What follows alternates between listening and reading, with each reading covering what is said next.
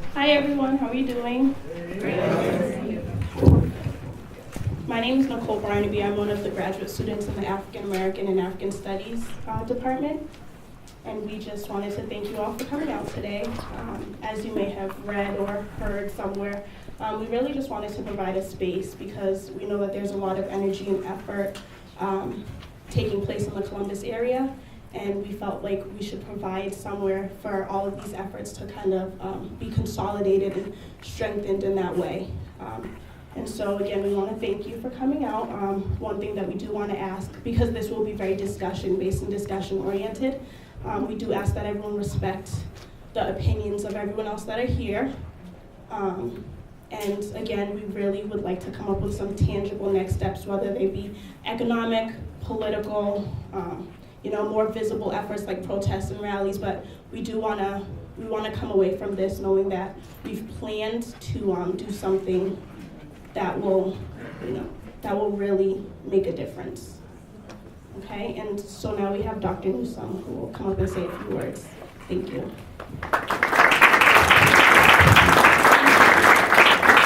I want to thank you all for coming out. I mean, you could be doing something else on this Saturday, but given that Black Lives Matter, I'm glad you're here.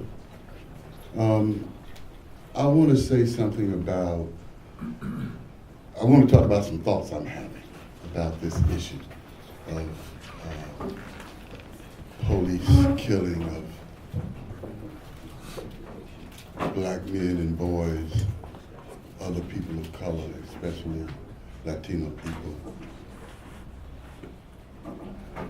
A few weeks back, people were talking about the president's power to use executive orders. And they were talking about that in relations to immigration. And I think that's a good idea. But I think we also should be putting pressure on our president to use his executive order to do something about the killing of black men and boys and black people, right? I mean, there are transgender people who are black, who are abused by the police and others all the time. We don't hear anything about it. But we need to have some controls over what policemen can do. We need to have some say about how they're trained, about the implied bias that they bring to their encounters with people of color. So I hope that, when we are doing our signs and everything, that we'll be writing things that will put some pressure on Obama to use his executive order to do something about the problem we're here to deal with today. The other thing I want to talk about was something personal that I'm doing, and I want to, just say I'm doing it and hope others will join. We've been talking about boycott. People talk about the 11% drop in Black Friday. We don't know if it's because, people decide to keep the money in their pocket because policemen are killing black bodies. But we hope that has something to do with that 11% drop. But I want to encourage you to keep your money in your pockets. Mercy. I also want to say that you can do that while also supporting black businesses and small businesses. What I'm really asking you to do is a blackout on the chains. We don't have to give Target our money. We don't have to give Walmart our money. I mean, you might want to buy some food at Walmart. We got to eat. But you don't need to go there and try to buy an air gun for your son because you might lose your life. But also, you don't need to go to Walmart, to Sears, to Penny's, to any of these places. And this is a very important time not to do it because they expect to, be in the black at the end of the season. We don't need to help them do that. So again, I'm asking in terms of just resistance, in terms of just doing something that you can do I'm asking that you keep your money in your pocket unless you're doing business with a black business or a small mom and pop, or cooperative or something like that. But I'm also asking you to do whatever you can with the people that you collaborate with to get Obama to step up on this issue. Again, I thank you for being here. I thank our graduate students for organizing this, and I'm going to turn the mic over to one of them.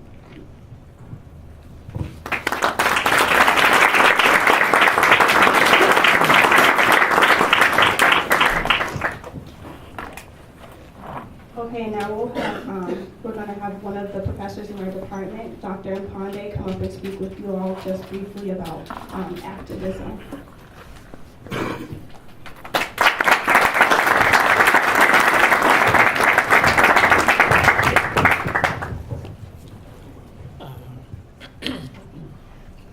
I need to convert my notes. My name is Lupenda Mpande.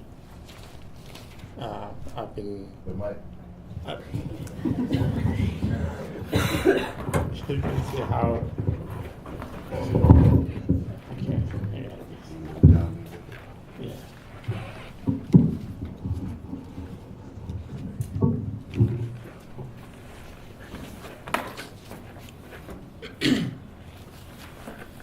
I was asked by our graduate students to come and interact with you this afternoon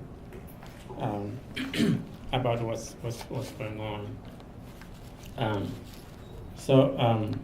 First of all, we had a discussion in my class about what's going on, and this is where this all came from.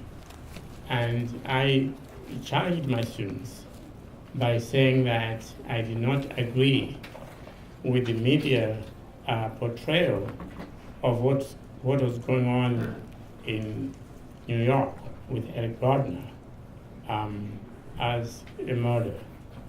And they were a bit surprised when I said that. And I said, well, if you look at the tape, one police officer chokes Eric Gardner, chokes him to death. But he's not alone. There are at least 10 other uniformed police officers there. I'm saying uniformed because there must have been others who are not in uniform. None of those 10 police officers say anything to the choker. Even when Eric Gardner said 11 times, I cannot breathe. They didn't say, oh, hold on, take it easy. They didn't. Instead, almost all the 10 police officers, after hearing that plea to say, I cannot breathe, they reacted by all of them leaning on him, piling on the chest to make sure that I cannot breathe means I've stopped breathing. So I said, to me, because the other senior police officers are there, including the supervisors of this person who was choking him, I said, I don't think this is just a murder. To me, with my poor English, it sounded like an execution. So I said, yet the media is not talking about this as an execution. So I started with that to say how I was interacting with my students by saying the theme of this afternoon is, where do we go from here? So I said, well, you really can't ask that question, where do we go from here, unless you know where you have come from. So first of all, we have to see where we have come from. particularly in view of this lynching, this execution. Because during a lynching, everybody showed up with their Sunday clothes, okay, including the governor, prosecutor. They went to go and watch a lynching. Okay, it was supervised, just like what happened in New York. And I said this was supervised execution of Eric Gardner. So, where have we come from? We have come from slavery, we have come from colonization, and we have come from lynching. Lynching both here in America, but also lynching where we came from, in Africa. I use a picture in my class of a lynching in South Africa in 1883. So lynching was not just here. That is where we have come from. So the next question then is, what did our forefathers do? Okay. And we have to know what they did before we say, where do we go from here? So that we don't just go in circles. Okay. And what happened then was that they organized to stop the lynching. That is how the NAACP was formed, precisely for these type of things. But it was not just NAACP. The African National Congress, to which Nelson Mandela belonged, was started as a brainchild of the NAACP. It was started by John Dube, who came to Ohio, went to Oberlin College, went back. He had witnessed what the professors were doing in 1909, that is the founding of the NAACP, went back to South Africa and founded the African National Congress. Because what was happening in South Africa was exactly what was happening here. So organizing is a very, very important thing. So the NAACP is associated with W.B. Du Bois. Okay? Now, the ANC was started really as a brainchild, as I said, of the NAACP. But W.B. Du Bois also, in organizing, linked up with people from the continent because he was aware that people in the continent were suffering exactly the same problems that our people here were suffering from. So they founded the Pan-African Congress. Okay. What you may not know is that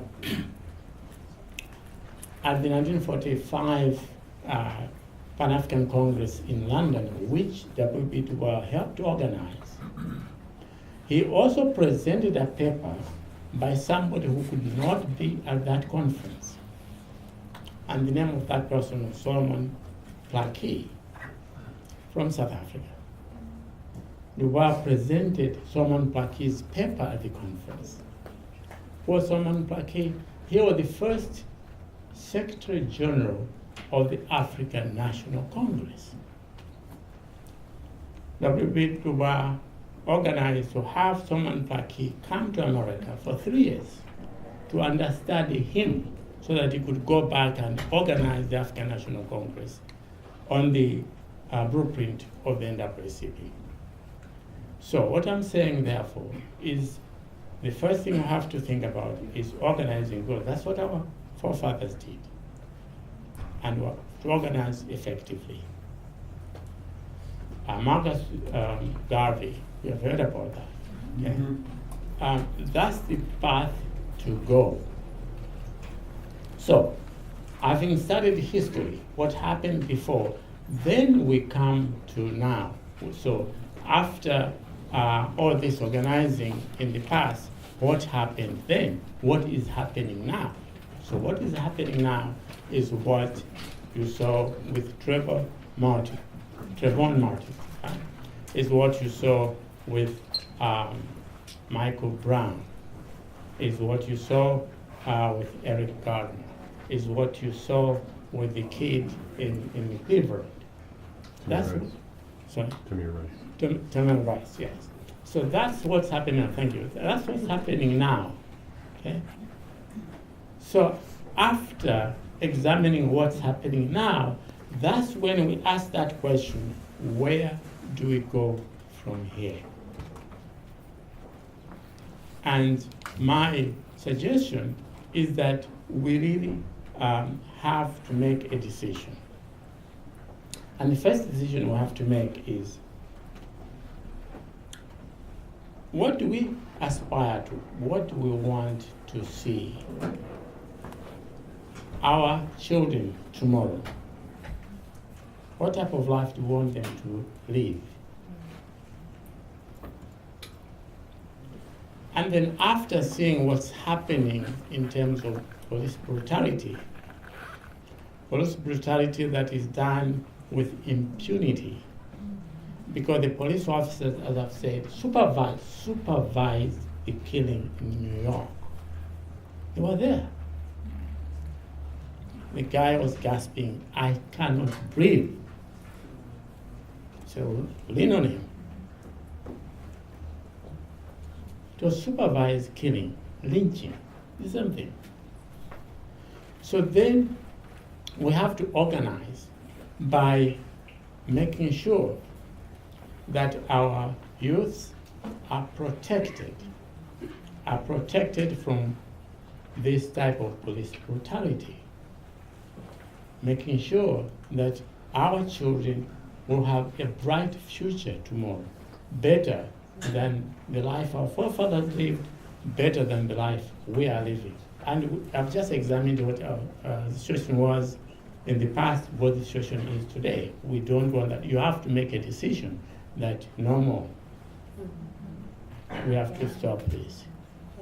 So I challenge my students every day that that's where you have to start from.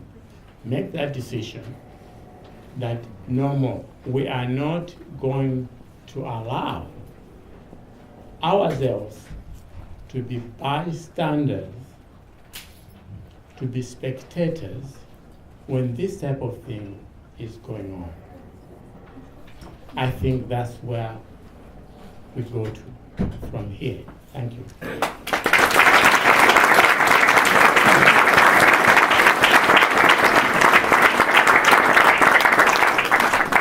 Hi, I'm Hannah. I'm also a graduate student in the Department of African American and African Studies. I'm going to introduce another speaker for you guys, and then promise we'll feed you, and we can break out into groups and really get going. So without further ado, Dr. Curtis Austin, who's also a professor in our department, and his research is in the civil rights era as well as the Black Panther Party, so very relevant to things we're talking about today, right?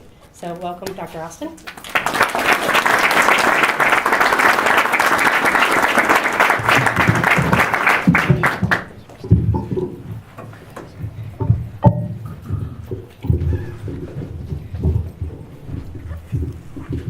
Good afternoon, everybody. All power to the people. Come on, all power to the people. All power to the people. Right on. So as Hannah said, I do teach in African American and African Studies here at Ohio State University. I teach courses in Black history, the history of the Civil Rights Movement, history of Black Power, and actually I'll be taking a special course in the spring, history of the Black Panther Party. And so I'm very happy to see all of you out today. I'm very happy to be a part of this movement that we know will succeed. And I am here just to contextualize, actually to pick up on what Dr. Mpande just finished telling you about, to try to explain to you where we've come from, why we're here, and hopefully join some of the discussion to talk about how we can get out of this mess.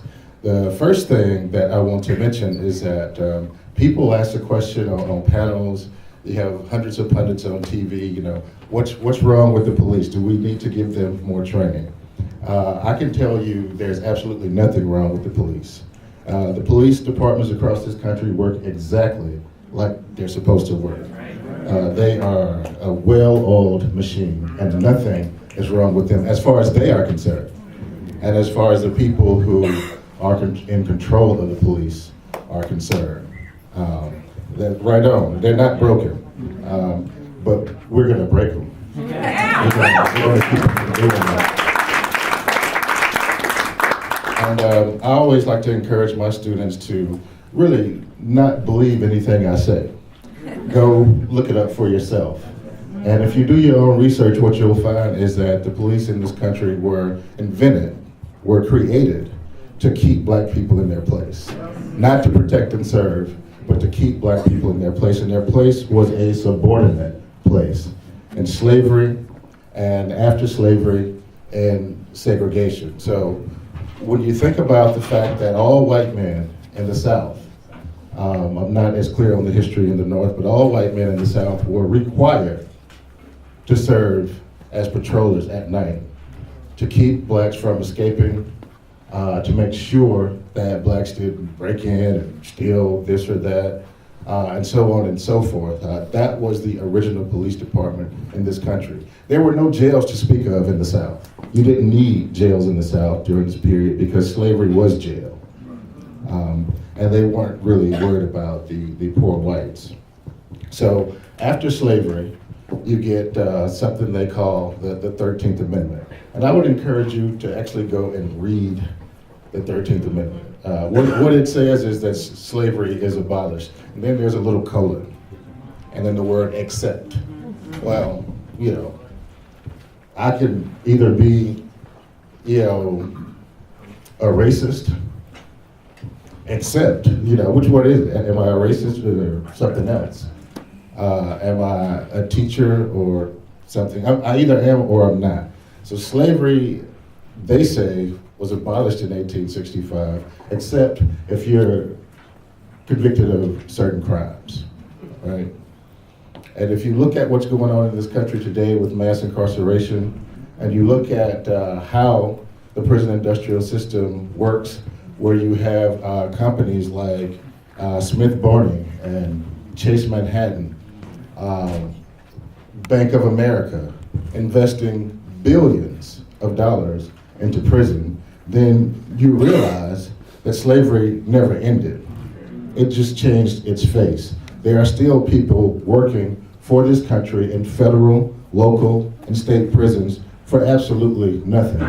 There are some states where prisoners do get 25 cents, 30 cents, 50 cents an hour for the work that they do. And of course that money is also taxed. You know, how you tax 50 cents, I don't know, but it seems like somebody figured that out. So slavery never ended. And then you bring us to the point where there's Jim Crow, a separate and unequal system that says this is your place.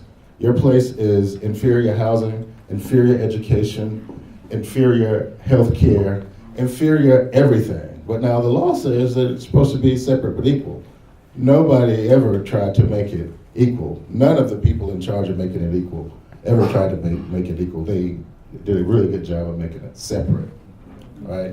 And black people and their white allies did something about this and overcame this situation over a period of many, many decades. And even when black people said, well, the 15th Amendment says we all have the right to vote. You know, if you're over 18 and you're a citizen, it says we have the right to vote. So there's really no need for a Civil Rights Act. You've got the 15th Amendment that already gives us the right to vote. Why do we need another piece of paper to give us that right? That question has not been answered to this day. Why the the Voting Rights Act, was necessary. The 14th Amendment gives you all of the civil rights you need. There's no reason to have a Civil Rights Act. It was already in the Constitution. And so what I'm trying to say to you about history and these documents is that people can write anything on a piece of paper.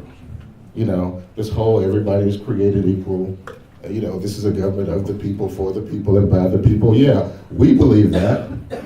But I dare you to find somebody in Washington, D.C. who believes that, from Obama on down. I dare you to go find them. And if they do, they would act like it. And I haven't seen them act like it yet. Perhaps they're afraid to act like it. I don't know, but I haven't witnessed that in my lifetime. So that's just a piece of paper. 15th Amendment, the 14th Amendment, the 13th Amendment, those are words on paper. I talked to you about segregation. The Supreme Court came out and said segregation is illegal in 1954. Absolutely nothing happened. In 1955, they said, well, you know, it's illegal and you got to fix it with all deliberate speed. I was born and raised in Mississippi, and I can tell you it was 1969, the fall of 1969, 14 years later, when that was implemented in a school district, not in the school districts across the 82 counties of that state. And I can tell you in Louisiana, Alabama, and the other southern states that that didn't work. And I also know, having moved north, that it never stopped. Here, you know, they're concentrating on what's going on down south, and segregation was widespread in Cleveland and Dayton and Columbus, and remains today. Well, you got a piece of paper that says it's illegal. So what do you do about that? You got a piece of paper that says you have a Civil Rights Act. You have a piece of paper that says you have a Voting Rights Act. So what I'm trying to point out to you is that you have people who sit down and say, this is what we're going to tell the people. We'll write this down on paper and say, here are a list of rights that you have, but we're not necessarily going to make it possible for those rights to be exercised. And so I'm here today to tell you that no matter what these task forces come up with, no matter what somebody tells you the new training is, you are never going to get the justice you deserve unless you create that justice for yourself. Because they have written things on paper for hundreds of years, and we're still sitting in a room where people can't find a seat to find out where their justice is, right? So I would encourage you not to look toward your elected officials for justice. You know, you look toward them to be accountable and pave your streets and make sure your kids get, you know, a decent education because you pay the taxes. But you're not going to find justice in places like that. So the civil rights movement is bubbling up and fighting against segregation, and they come up with these laws. And finally, you get these laws passed, and nothing really changes. You still have economic inequality. You still have widespread police brutality and murder of black people. You still have a housing situation in every corner of the United States where there is a significant number of black people. You can go to Jackson, Mississippi. You can go to Seattle, Washington. You can go to Dayton, Ohio. You can go to Baltimore, Maryland. You can go to Bangor, Maine. Where there are black people, there's dilapidated housing, poor schools, inadequate health care, you name it. It's the same across the board. That, ladies and gentlemen, it's not even possible for it to be a coincidence. It's not even possible for that to be happenstance. You have to design something as uniform as that. It has to be creative. So my encouragement to you is to turn the focus from what they can do to what you can do, to what you can do personally. What is going to be your commitment to the solution of this problem? Now, is your commitment going to be going to the rally? That's fine. The rally is good. We need people at the rally. Is your commitment going to be giving money? That's fine. We need money. People are going to go to jail, right? People are going to lose their jobs. People are going to have their relationships split up. If you're committed, right? If you're not committed, probably nothing's going to happen to you. You know, rarely does anything happen to someone who's not serious about this kind of thing. Very rarely. They get caught up in the crossfire, but rarely do you see anybody suffering because they're just kind of lukewarm. So you have to think about the fact that you're in this room, there are microphones, cameras everywhere, and this government, since 2001, after Patriot Act 1, Patriot Act 2 were signed, after Homeland Security was created, this government set up an apparatus to keep tabs on you and on me. I mean, people kind of blow off Michael Snowden, and I know my time is ending. I'll take a couple more minutes.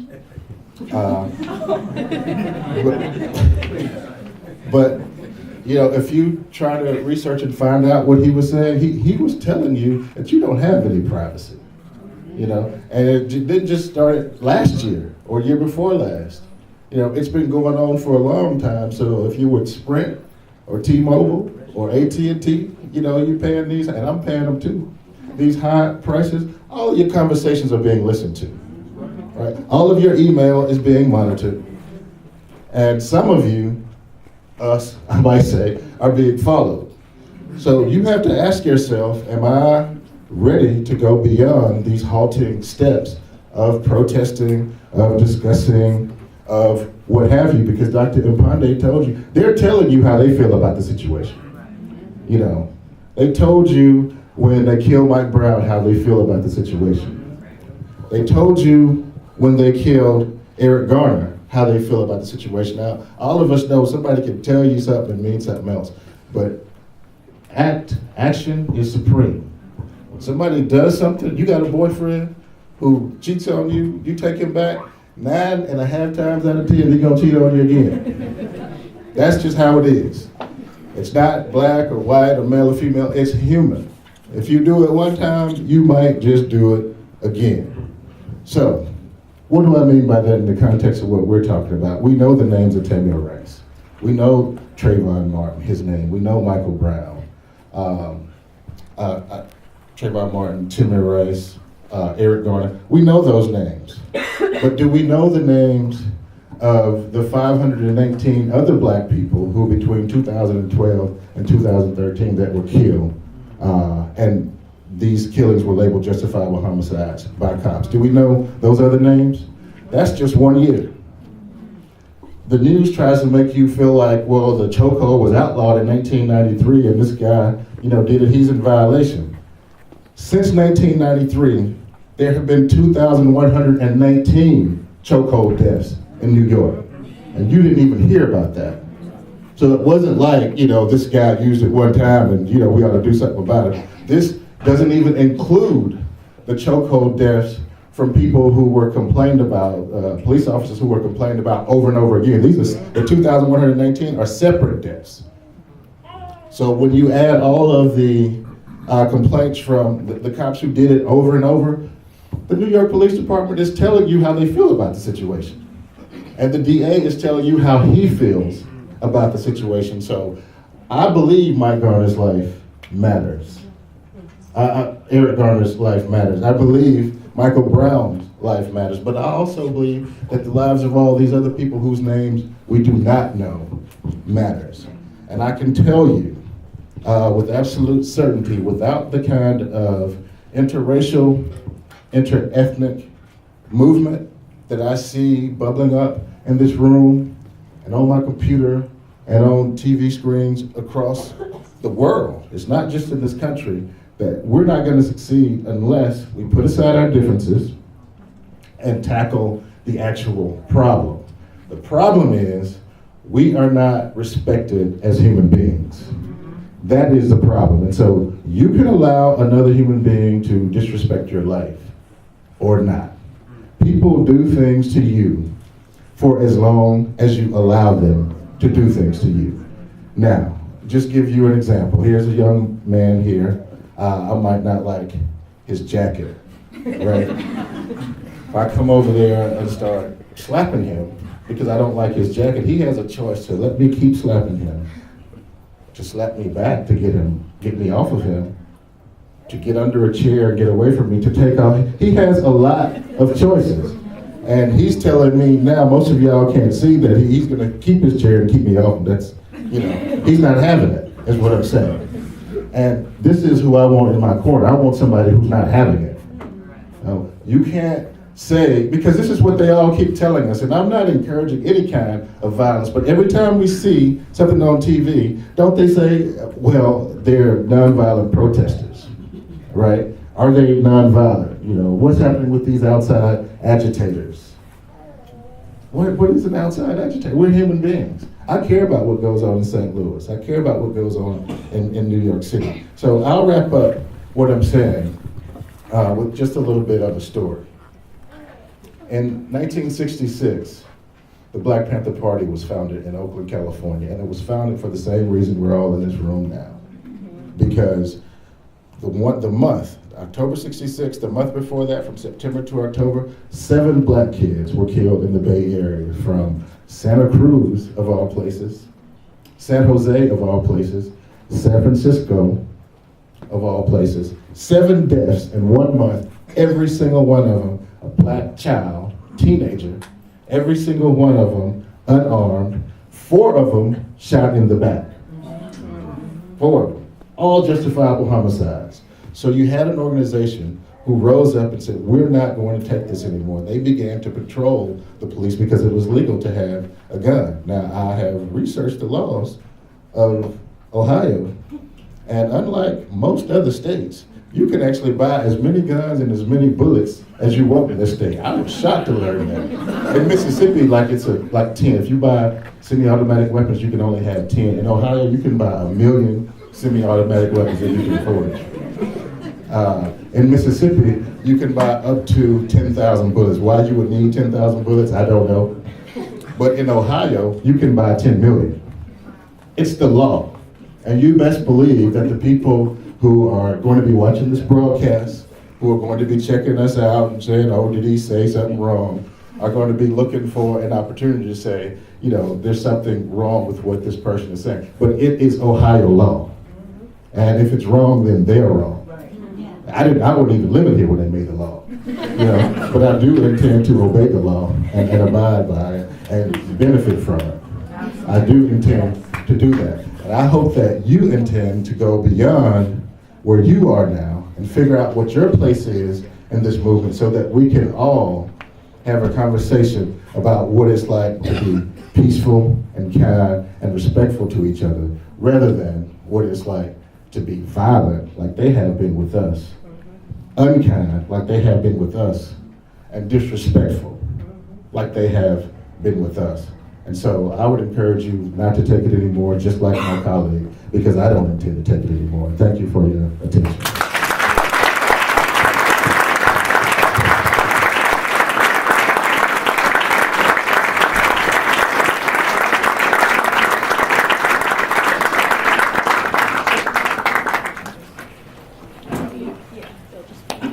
Okay, hi everyone. My name is Chloe Green. I'm also a graduate student in the department, and we just wanted to thank you for your patience. We just felt like this piece of it was really critical and important to do, because as graduate students of Black Studies, scholar activism is important. And so contextualizing the things that we're going to talk about today is really important. And Dr. Austin and Dr. Mpande, we feel both have a wealth of knowledge and expertise to really add to the conversation. And I will say that Dr. Mpande was hesitant to talk, but I strong-armed him because he really does have a lot to offer. And he told me the other day, he said, Chloe, you know, I want everybody to walk away from it though understanding that these movements are successful because they stem from the people in this room, people like us. But I reiterated to him, and I know that he understands this, that yes, it does come from the youth and it stems from the youth, but working along with our elders is so important. And recognizing their contribution and respecting that is important. And I've had several conversations with him where he's just sitting down showing me pictures of him in Stokely just chilling. And, you know, him in Nelson, and he just has so much to offer, and I wouldn't be able to do the work that I do without that knowledge. So I would encourage all of us to seek out our elders and to get that knowledge. So that's all I had to say. And now we're gonna break out into groups, I believe. So, Nicole, go ahead. All right, so now, like we said, this is going to be the discussion portion because we feel like that's also very important. And so we're gonna have people directing you out there, but if we could, we're gonna have a group in the back room, the conference room here, and a group in the library. And so, and then everyone else will stay here, but we'll also break out into a few different groups so we can speak. So, Alex. just pulled 10 people, 10 to 12 people who have been standing. If you want to just come with me, we're going to go to the next one. Can you guys go out and back? It's 15, no, 30 and 30. Yeah. Tell them about food. And we'll also be bringing in the pizza and the drinks for you guys while you're in there.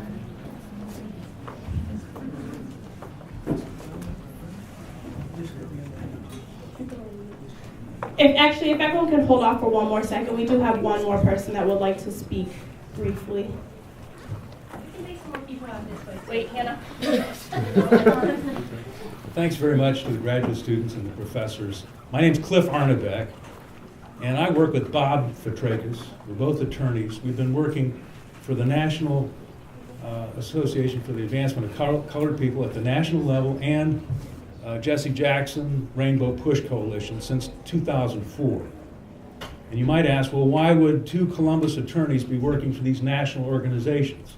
It's because we are at the epicenter. Columbus, Ohio, is at the epicenter of the attack on voting rights in this country.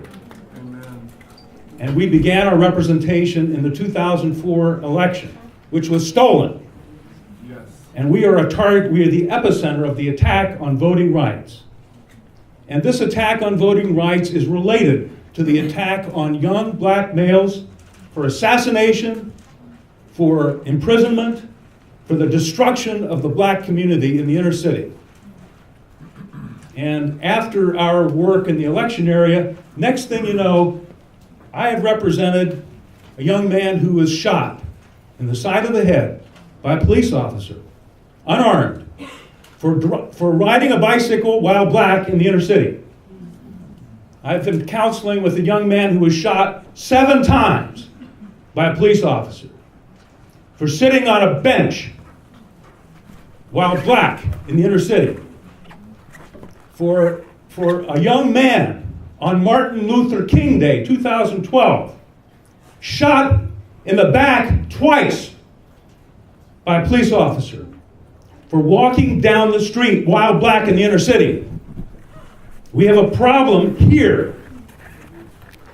Bob Fitrakis had a police officer who was taking his class at Columbus State, and he had to do a study. So he had him study the police shootings. And guess what he found? Here, Columbus, Ohio, we have 8 times the rate of police shootings of young black males than New York City. 8 times per capita. So I said, Bob, that must mean that we're number 1. Columbus, Ohio, number 1 in police shootings of young black males. So he studied this young police officer studied the whole country. And turns out, no, we're not number 1. We're number 2. Las Vegas, Nevada has more shootings of young black males than Columbus, Ohio. And it's in an article in the Free Press. You can look at it online. Now, I said that these things, this phenomenon of the shooting of young black males in the inner city and the stealing of elections are related. And the way they're related is this.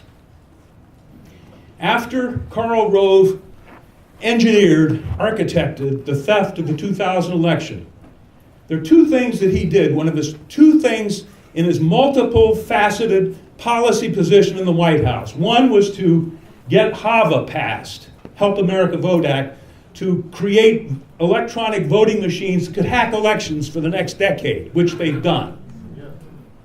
The second thing, one of the first things he did was create a thing called Safe Neighborhoods, Project Safe Neighborhoods. And this is what created $1 billion of funds to create incentives for police and prosecutors to shoot and kill young black males in the inner city. And you can look it up on the internet, and that's what's happened. And we are at the epicenter of the shooting of young black males in the inner city. The NAACP worked with the city police, the mayor's office, to create oversight, citizen oversight of these shootings. And we couldn't get them to do it. And that's what needs to be done. They will not investigate, because one of the gentlemen said they're doing what they're trained to do. And we have to have citizen oversight which says that was unnecessary use of force and it's wrong and it needs to be stopped. Thank you.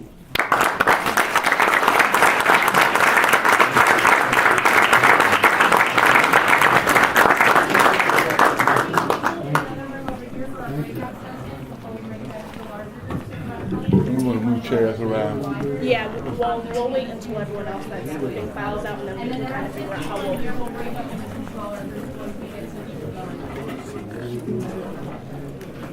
Everyone is breaking up into smaller groups. So the people towards the front are going to stay in here. About 30 more people are going to go into our conference room right over here, and there'll be people outside directing you.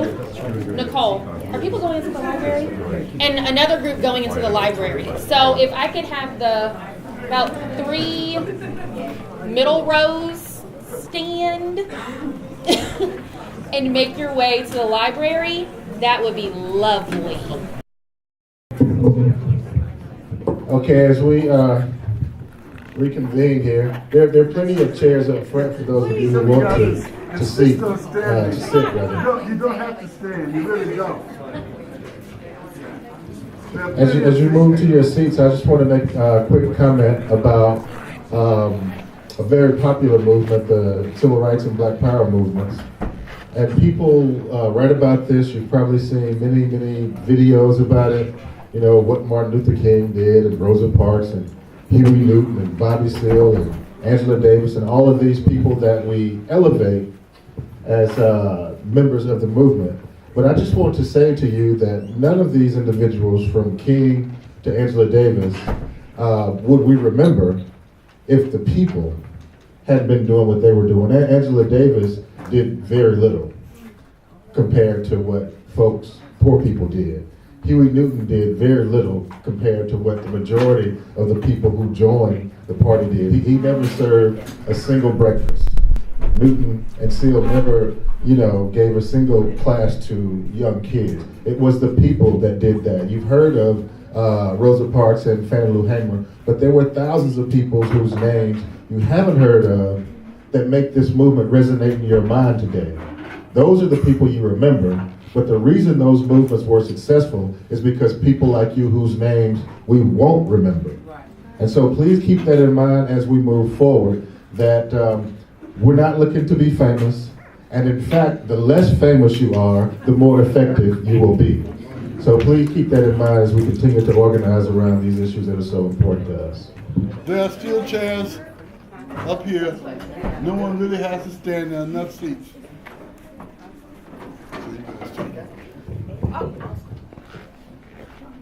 Okay, so as we move on to our effective steps towards action, we'll have the first group. Would you like to go first and share what your group came up with?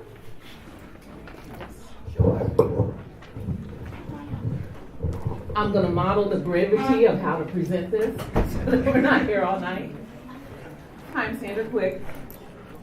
We started recent and past action. We've had in the past here in Columbus economic sanctions and boycotts. The Black church has been vital in the past in bringing to the forefront the issues that are at hand and been effective about working with the establishment in order to make change happen. Student organizations that have gone along, including, of course, Ohio State University. Then what are the financially economic impacts that we can make? And one of them is reaching out to the legal community and partnering with them on how can they help and be ready and educate on what we can do and what we should not do in a situation, so we don't get ourselves in trouble. Developing an economic manifesto, networking about what's going on, and continue to have these kind of community conversations. What are some next steps? A team of network assistants. Again, this communication, signing up out there for emails and then getting the follow-ups from here. That's vital to keeping the movement going. Locating geographic areas in the Black community, because we are dispersed here in Columbus. But that doesn't mean we are not community. So recognizing that, but saying this is a way that we can all come together. This is a place whether it's here, the Lincoln Theater, the neighborhood house, where can we come together? And then engaging the city government. City government is here, and they are here to work with us. You gotta reach out. You do have to work with folks. You can't say, oh, I don't want anything to say with you. When you cut off communication, then nothing happens. So working with the community. Outcomes, what do we want? Looking at a civilian review board, law enforcement and public change, a grand jury process, and Black community providing narrative. People being able to tell their story. What happened, what impact does it happen, and what happens next? So on that point of narrative, my group talked about the use of social media to change the narrative, the use of hashtags. How most of us found out about Ferguson was through social media, Twitter, Vine, Instagram. So the use of that, we talked about affecting schools and what policies are in schools. Talked about the school to prison pipeline, how ever since preschool, Black and brown students are treated more harshly than their white classmates. We talked about curriculum. So I know in North Carolina they're trying to say that slavery was slaveholders weren't racist and slavery was a good system. So you have to change school policy, start with the local school boards, local politics, legislation. We talked about money and boycotts. Another thing I brought up was fundraising. With civil disobedience, people are arrested, getting bail money together, other fundraising aspects, like what to do with the money we're not using in these stores and stuff. Coalition building. We talked about how do we build coalitions within different communities, organizations, and we have differences in opinions.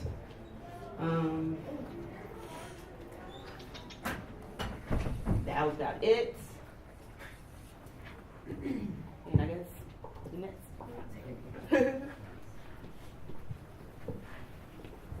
Thank you. So I believe this is ours. I'm going to kind of summarize.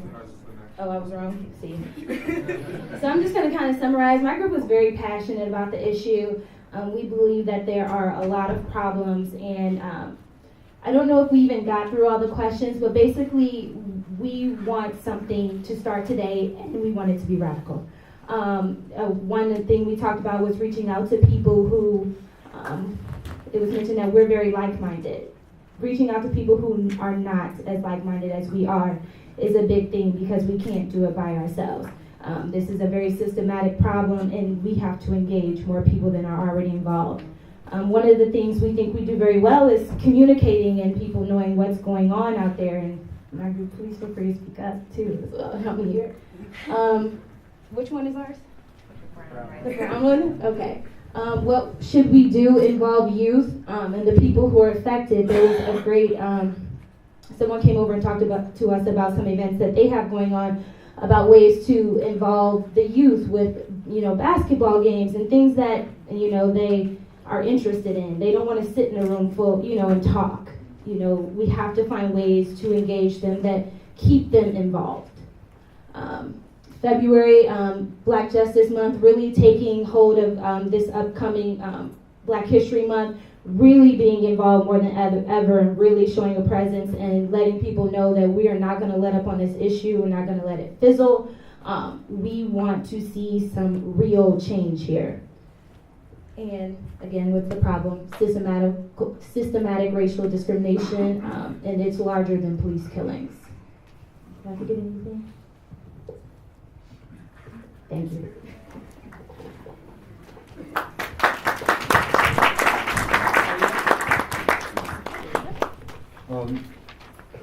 Our group didn't tackle a lot of the questions. We thought these were big questions, and people were very passionate about the questions.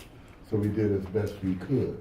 But one of the things that was discussed concerning the question of what has been done in recent and not so recent past is we talked about an action that took place on November 1st, where people marched from Livingston to the police headquarters to deliver 10 demands. That was followed up again when students and community activists joined forces last week, maybe early this week, to deliver those same demands to the headquarters.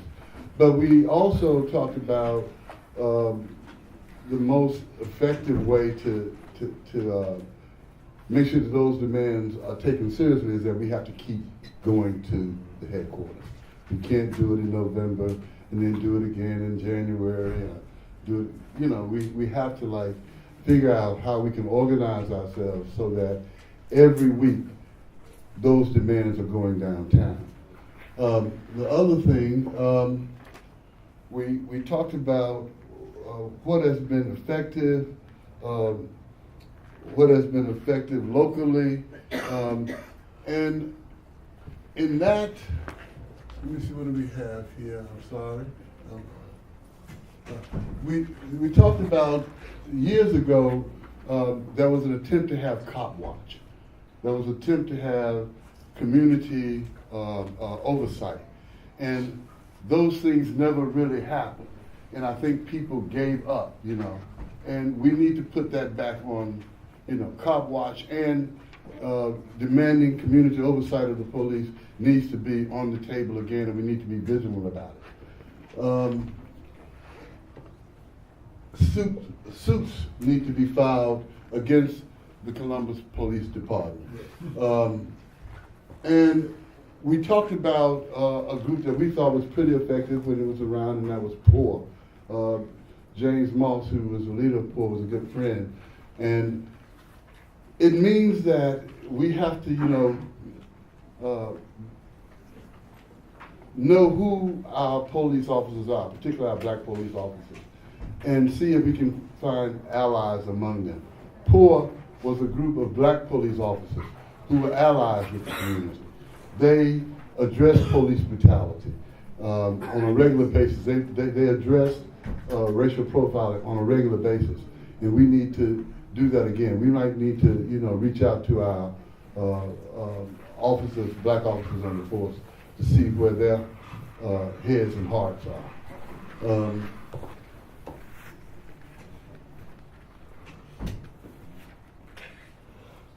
We talked about needing to address police brutality as a part of a system. It is not simply enough to do what I just said, to identify policemen who can be friends, or to demand that police have certain kinds of training, address their implied biases and what have you. But these policemen are operating within certain policies, and we need to attack those structures that create these policies. As Dr. Austin said, they're not doing anything wrong. They're doing exactly what they are expected to do by the people who supervise them, who work for them. So we need to deal with those structures.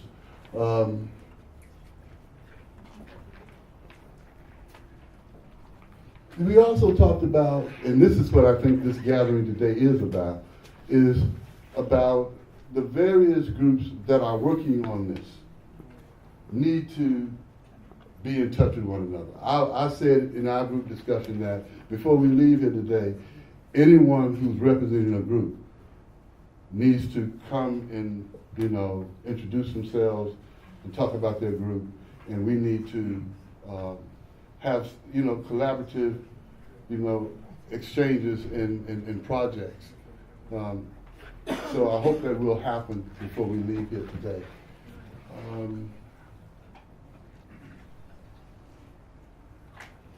We need regular meetings. That was another thing that came up. And someone talked about dealing with people who are not of our mindset. We are here. We are of like mind. But one of our members, Dr. Myers, talked about conscience raising, and we have to be engaged in that we have to go beyond the people in this room and deal with people who might not be paying attention as much as they should. And sometimes people are struggling, trying to make ends meet. That's why they're not paying attention. But we still have to try to get their attention.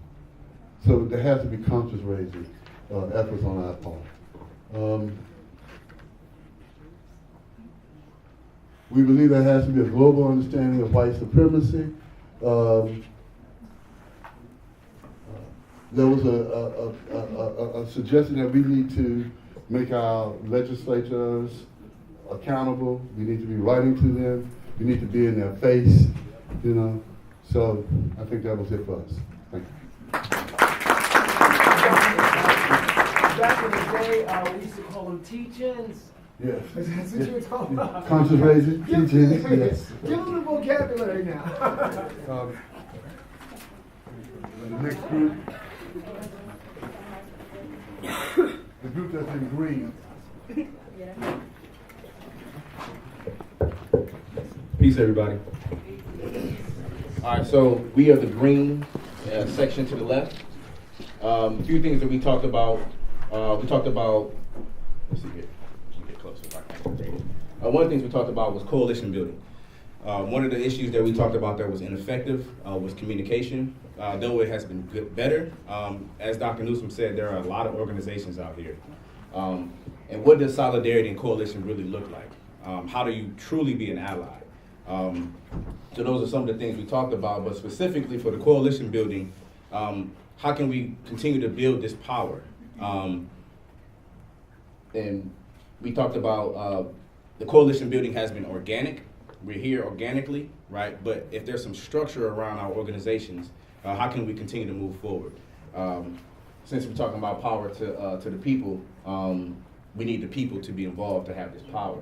One of the things we talked about was boycotting. We live in a capitalist society, so how do we dig into the pockets? If we also talked about targeting people, politicians that are not living up to the standards of what we got them into positions to be in the first place. So to do that, we talked about how to boycott, maybe target a certain politician. What are they getting their funding from? How are they getting funded to run their campaign? Well, we need to start boycotting their funding sources. We talked about an independent review board, which is also in progress. We talked about developing a black agenda, specifically for politics. A lot of times, it's the lesser of two evils we have to vote for. But we need to start building the leaders in our community to get them to be politicians, to vote, so we can vote for them. Start grooming our own people to take, so we can put them into actual positions of power. Let's see, there's some more important stuff we talked about. We talked about some things we've seen across the nation with stopping traffic, mock trials. We've seen that in Atlanta, Detroit, Chicago. We've seen that in multiple spaces. Some things that were effective, we talked about rallies, more direct action. Though they're good for awareness, we need to continue to move forward. But a lot of things we really talked about was the political piece, how we can put pressure, continue to have pressure. We had a rally on Monday. We should have had another one today. We needed to have another one in 4 days and another one in 3 days. We got to continue to put the pressure on. Don't let the holidays fool you. And also being more bold in our actions. Oftentimes we get caught up in the tradition. Boycotts, what does it look like? We have to be more bold because they are scientific on what they're doing to our bodies and our people. We have to be just as bold as them. And as they said as well, study groups, as Marshall was suggesting, to understand the conditions of us, to understand what we're up against. As Jawanza always tells me, they have been studying for 30, 40 years. The capitalist system knows what they're doing. It works. We have to be just as bold and as bad as them. As we do all these tactics, all these things for solution-based. And as Dial said, find out who's in power, take them out of power, and build independent political institutions for power. Indeed. Indeed.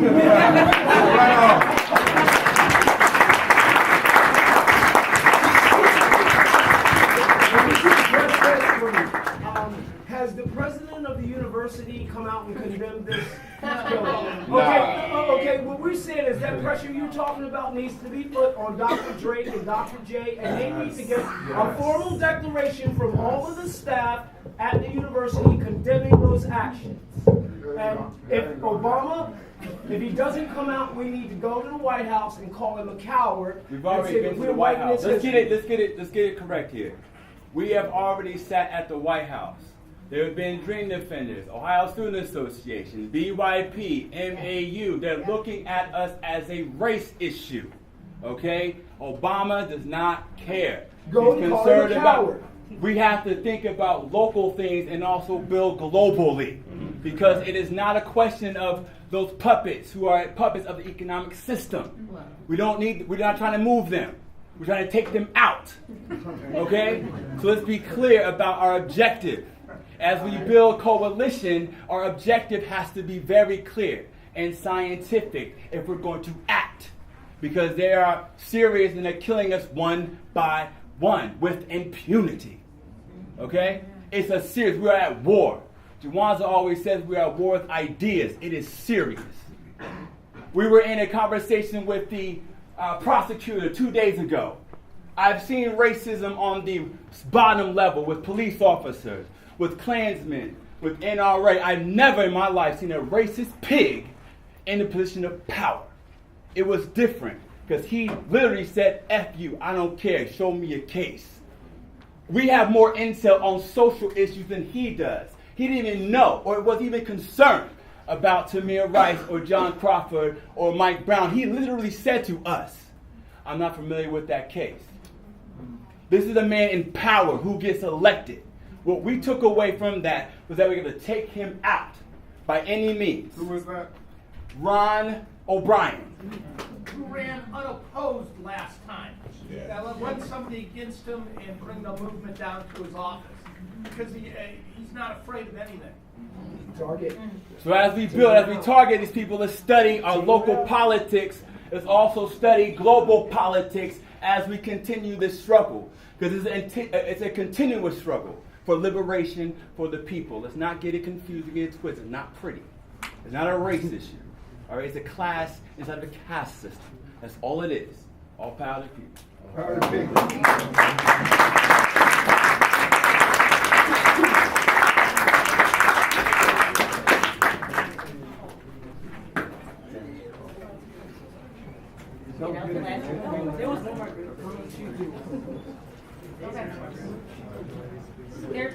Is there one more group that needed to go, or no? I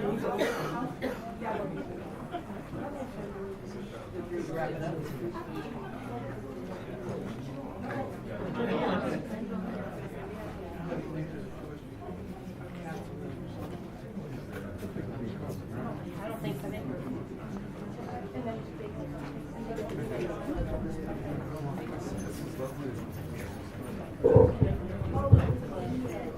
All right, so I'm going to briefly describe what my group talked about, but a lot of it has been said already. And I also want to just say before, because I know we'll start wrapping up soon, that now that we have everyone's email address, the organization that they're part of, and names, of course, we will be reaching out. What we're going to do is try and consolidate all of these ideas, and we'll be sending it out on the listserv, and look out for a date in January. It will be a Saturday again in January where we'll come together and then figure out, groups, the action groups, action steps, and things like that. So look out for that. We will have a few organizations that want to come up and speak just about what they're doing and other things that you can get involved in within the next few weeks. But my group discussed some of the important next steps that we feel we need to do. And so one thing was call for a community oversight committee, and that's not that idea isn't for the police necessarily, but kind of something that we've done today. I think coalition building is a good idea, and so we have all these community groups, we have all these individuals, we have all these students, and we all really do need to come together, meet monthly, weekly, whatever it is, so that we're letting people know that we're serious about this and this isn't something that's going away. We talked about economic boycotting. We talked about economic restructuring, because the system does need to be restructured even.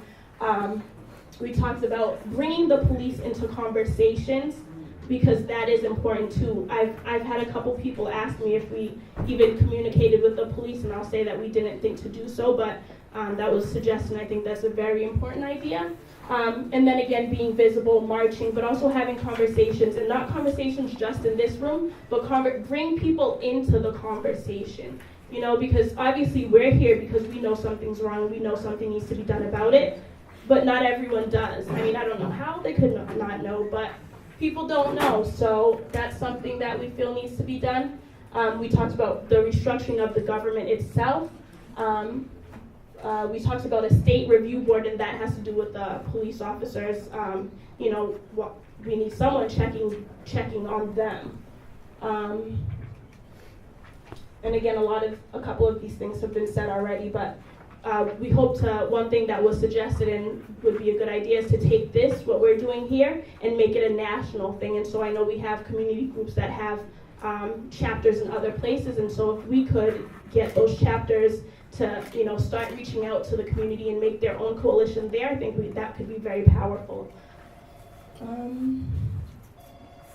And we talked about moving student groups in general into a network, and so we should be reaching out to, we reached out to different, OSU universities, satellite universities, but we could also be working on connecting just a bunch of different student organizations. So that's really the gist of what we talked about in our group. And like I said, look out for the listserv. We'll be communicating that way. And thank you all for coming in. We do have some community groups that want us to come up and speak a little bit about what they're doing.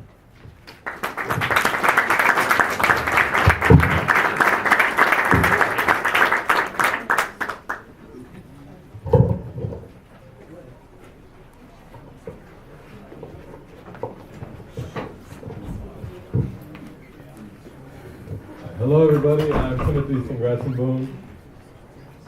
I'm Rashida Davidson. Ashley Braxton. And we are some of the organizers involved with the hashtag Save Us to Ferguson movement, because we're not a group, we're not an organization, but we are a movement of volunteers within the community. And you may have heard about the march the day after the Darren Wilson verdict. And about 350 to 400 of us marched from Franklin Park to the Office of Internal Affairs for the Columbus, Ohio Division of Police, and we shut down Long Street, and we delivered a list of demands that Rashida will read to you here shortly. And then this past Monday, we got about 700 people. About 300 of us started from the Oval at Ohio State. We marched to Goodale Park. We met up with about 400 more activists. And then all of us marched down in the middle of High Street to the headquarters of Columbus Police.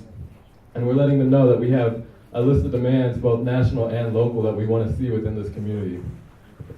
Yeah, so I'm gonna read the demands real quick. I actually handed them out. It should be circulating through the rows right now. So the demands that we had, aside from the official statements of condemnation of the decision not to indict Darren Wilson and Daniel Penatelio, we also have as demands an independent and diverse civilian review board, so it needs to be representative of the Columbus population.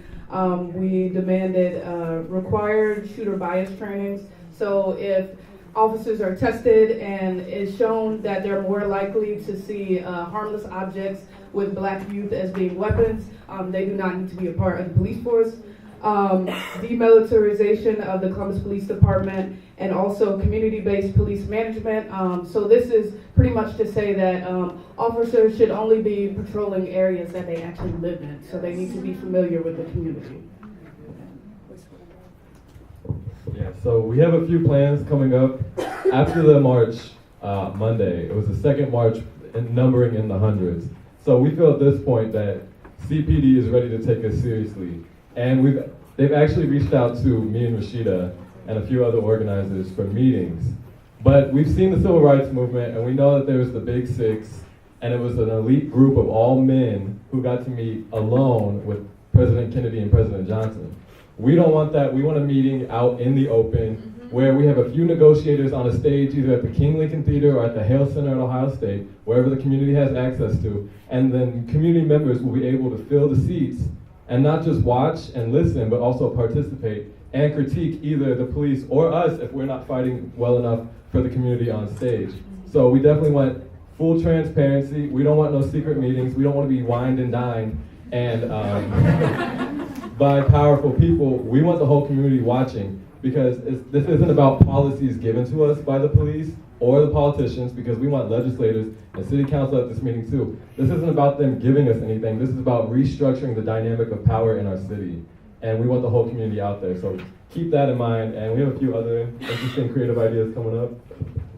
Just for anyone whose schedule may not permit them to attend any of these events, which we will do our best to keep everyone posted on, there are definitely things that everyone can do in their everyday life, and I'm sure that people address this in our breakout groups, but really one thing that, well, I personally thought of was just attacking on all fronts simultaneously, because we have a wealth of resources in this room right now, and we can start this today, we can start this when we go back to work, back to school, back to wherever it is that we are.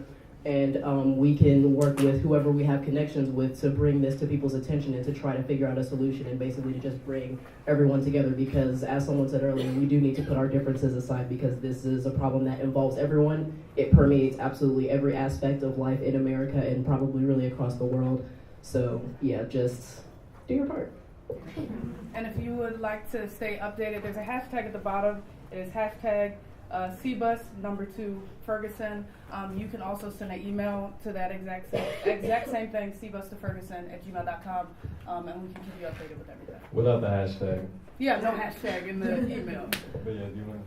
And then you can get involved whether you're involved with a group or not. We understand that not everybody here has a group affiliation or group resources, but you can definitely get involved. Yeah, because we don't want people to feel like excluded from the movement because they aren't able to attend group meetings or don't have like a specific position within an organization. And yeah, if you have any ideas for anything, I know we talked about getting the youth involved in leadership positions. If you're an artist and you would like to organize some sort of activism around art, if you would like to be a part of the social media team, medic, attorney, anything, any way you would like to get involved, please, hit us up. We're not all-knowing, all-powerful, anything like that. We really want this to be community-based. What's the name of the organization again? There's no organization. We're not organization-based. We're just at that email. CBUS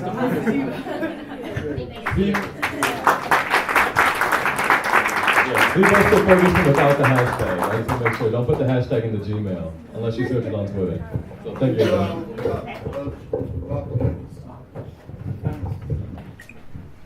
I appreciate being here, and congratulations to the people who organized this. If in any of the movements I belong to, we had this many people in the room with this type of spirit, we control the city right now, and it'd be a far more democratic and a less racist place. I'm making a pitch. I edit the Free Press.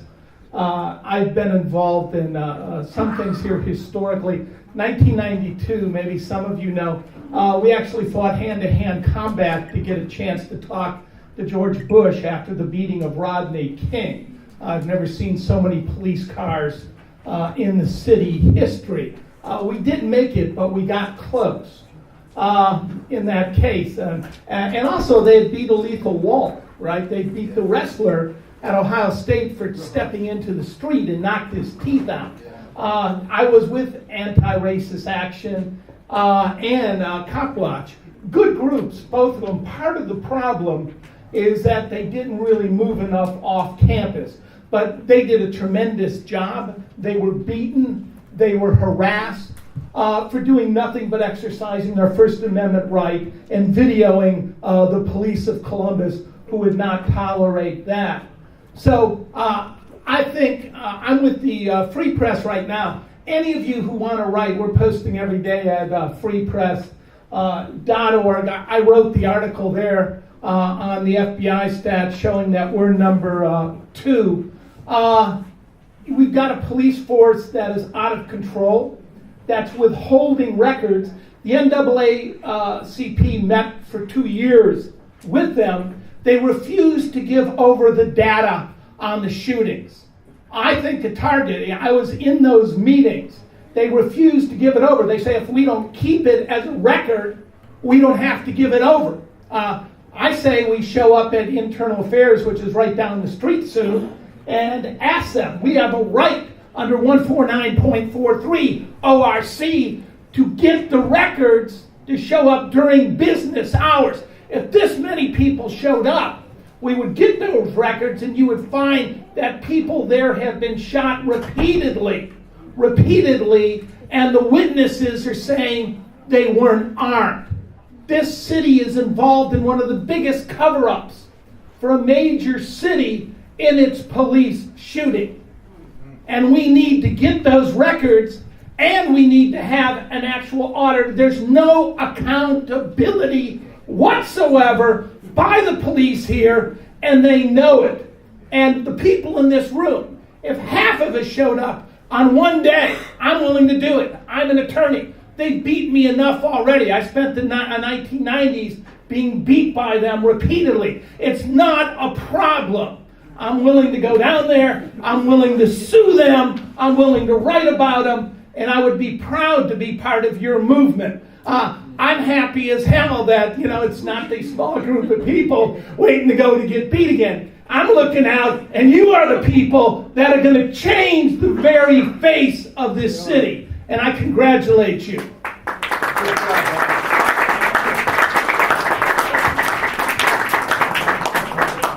Hello, my name is Torrin Jacobs, and all power to the people. Special thanks to the graduate students and professors who organized this. Real quick, don't want to take up your time. Talked a lot about starting a citizen review board, and I'm really interested in getting that started. So what I'm looking for is a group of dedicated people looking into getting that started. There's a lot of logistics, a lot of information we've got to comb through to decide how we want to organize this panel to make it most effective, and how we're going to politic with the police and the legislators to get this thing rolling. So if you want to get that started, please talk to me after the meeting so we can get your name and contact and start setting up some meetings so we can actually have a concrete plan of how we want to establish this review board. Then we can bring it to the other organizations and get rolling. Thank you. Hi, I'll be brief. I'm Haley Swenson. I am a grad student at OSU. I organize with the International Socialist Organization. We're both on campus and off. We're a small group, so we're doing what we can to throw our support behind all these actions. But one way we're also trying to help out is our organization has developed a relationship with Cece McDonald, who's a trans black woman who defended herself and her friends against a hate crime in Milwaukee a couple years ago, and she ended up taking a 41-month plea bargain for self-defense. And so she's been speaking around the country and highlighting everything that's wrong with the criminal injustice system. We're going to bring her here to Columbus to speak January 29th at OSU at the law school, 7 p.m. If you would like more information about that, come talk to me. I'll get your email if you want to help organize that. She needs help with legal fees, so we're also trying to raise quite a bit of money to pay her for coming here to speak. So if you'd like to learn more about that and help out, thank you very much. Thanks, organizers. All right, so I think we're wrapping up here now. I just want to thank you all for coming out, and one thing that I do want to ask is that you guys don't let this movement die down. Please make sure that you come out for the next one, and if you can't make it, send 2 people in your place or something. We really don't want this. As Leah says, I don't think she's in the room right now, but It's right here. Oh, well, as Leah says over there, we're in a moment right now. And it's up to us to keep that moment and this movement alive. And so make sure that you come out again, please. And we just want to remind or let all of you know that there is going to be a die-in on the Oval. It starts at 5. The die-in will be at 5:30. The Ohio State, yes, today. The Ohio State Oval. And then we have one more announcement. And then that's it. So thank you all for coming out again. Come on, Aaron. For those who are concerned about mass incarceration of our people, the OOC, with the Ohio Organized Collaborative, is having a lobby day, January 22nd. If you want any information, please contact me or come see me later. That's January 22nd. And I think we'll be at what's that church on Broad and High, that church on the corner of the State House. All right, just get me up. Something else too, all these organizations that have all these events going on, if you guys email that, when we send out our email is vbaosu@gmail. If you guys send that information to us, we can make sure to include all that, like all the things you guys were talking about, we can include all of that in the emails that we send out to all the email addresses we got this afternoon. So that way everybody's aware of all these different things going on. Because one of the things we definitely came into that came up in discussion was people are doing different things, whether it's economic or political or social, right? And we want to make sure we can bring all that together and make as many people aware about all the different actions that are being taken place, right? So if you have any events, anything going on, email us at vbaosu@gmail.com, and we will make sure to send that out to everybody. Anybody else need to go? Anybody else? Okay. No. Thank you all so much. Thank you.